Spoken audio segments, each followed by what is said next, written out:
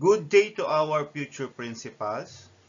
Our topic, we will talk about school management and daily operations, particularly Brigada Eskwela, school-based feeding program, and Oplan Balik Eskwela. So this is NQuest Review 2024. Again, for each question, I will give you 5 seconds to answer. Without further ado, let us start now. This is DepEd Order number 54, series of 2013, Guidelines on the Implementation of School Feeding Programs or SFP. For question number 1, how often should the School-Based Feeding Program or SBFP be implemented during the school year according to the guidelines? Letter A, at least 100 days. Letter B, at least 75 days. Letter C, at least 50 days. Letter D, at least 125 days. Your timer starts now. 5, 4, 3, 2, 1. Time is up. The correct answer is letter A, at least 100 days. For question number 2, who are the beneficiaries of the School-Based Feeding Program or SBFP according to the guidelines? Letter A, all students in public elementary schools. Letter B, students identified as wasted and severely wasted based on criteria set by the National Nutrition Council. Letter C, only students with perfect attendance records. Letter D, teachers and school staffs member. Your timer starts now. 5, 4, 3, 2, 1. Time is up. Yes, the correct answer is letter B. Students identified as wasted and severely wasted based on criteria set by the National Nutrition Council. For question number 3, what are the components of the meal provided under the School-Based Feeding Program or SBFE? Letter A, rice and viand only. Letter B, rice, viand, and dessert. Letter C, fortified rice, viand, and fruit or fruit juice. Letter D, rice and snacks. Your timer starts now. 5, 4, 3, 2, 1. Time is up. Yes, the correct answer is letter C. Fortified rice, viand, and fruit or fruit juice. So this is from DepEd Order number 24, series of 2008, Institutionalization of the Brigada Eskwela Program. For question number 4, what is the main objective of the Brigada Eskwela Program? Letter A, to organize sports events for students. Letter B, to conduct teacher training workshops. Letter C, To provide financial assistance to students in need. Letter D. To engage education stakeholders in preparing public schools for the opening of classes. Your timer starts now. 5, 4, 3, 2, 1. Time is up. Yes, the correct answer is letter D. To engage education stakeholders in preparing public schools for the opening of classes. For question number 5, how are outstanding participants in the Brigada Eskwela program recognized? Letter A.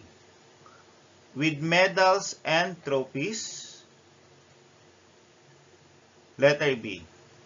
With monetary rewards. Letter C.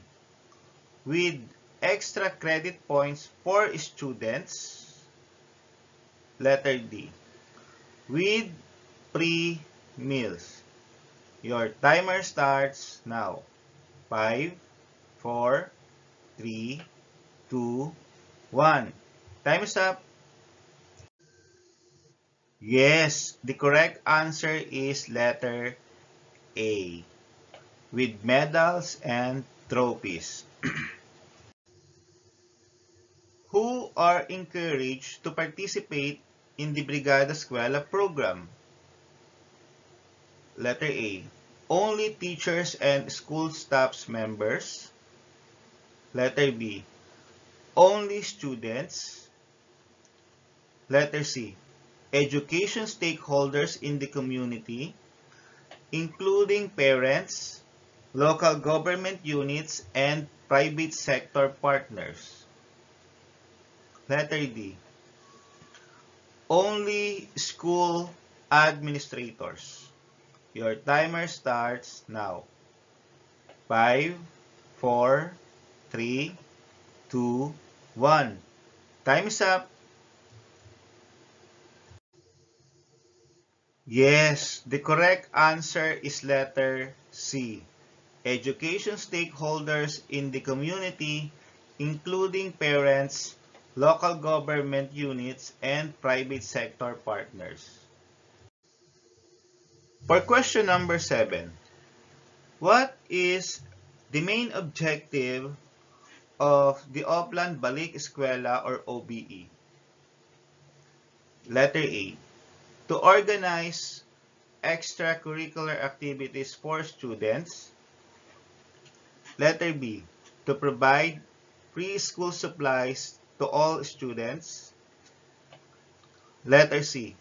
To ensure the smooth opening of classes and address issues related to the start of the school year. Letter D. To conduct teacher training workshops. Your timer starts now. 5, 4, 3, 2, 1. Time is up.